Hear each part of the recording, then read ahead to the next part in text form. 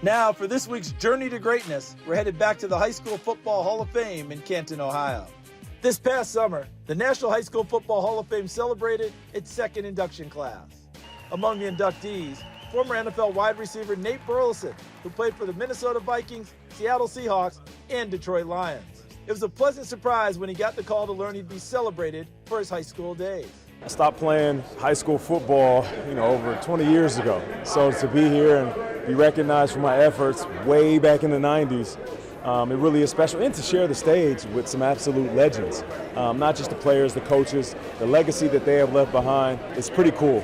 Nate was born in Canada when his father was playing in the Canadian Football League, but he grew up in the Seattle area.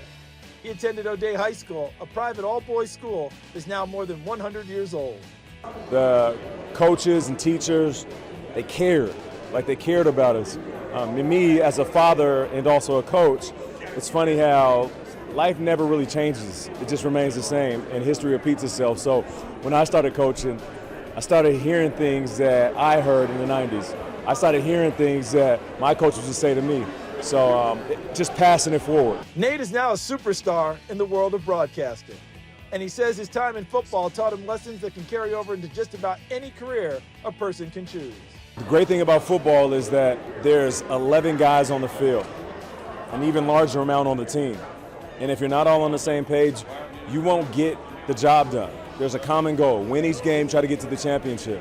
Whether you're in the corporate world, me working in TV, we have to coexist. And I think that's what adults struggle with the most. When it's time to start adulting, you don't know how to share the stage. I think football players that played the game the right way, they know how to transition into spaces better than anybody, because we were on a team full of 50, 60 guys. Different races, cultures, backgrounds, religions, different thought patterns and perspectives on life, but all of that washes away when you put the pads on. Nate's advice to young people who want to find success in football is to never stop learning, because you never know which lessons could benefit you down the road. Try something else. And not as in stop playing football, as in addition to. Because the more versatile you are, the better football player you will be. And then on top of that, play the long game. Don't worry about the accolades now and the recognition. It might not always go your way. And keep riding the vehicle. Whether it gets off in high school or you get off in college or the NFL, stay close to the sport. Because I always tell young guys this that are discouraged by high school, saying, well, I'm not playing a lot and I don't think I got what it takes.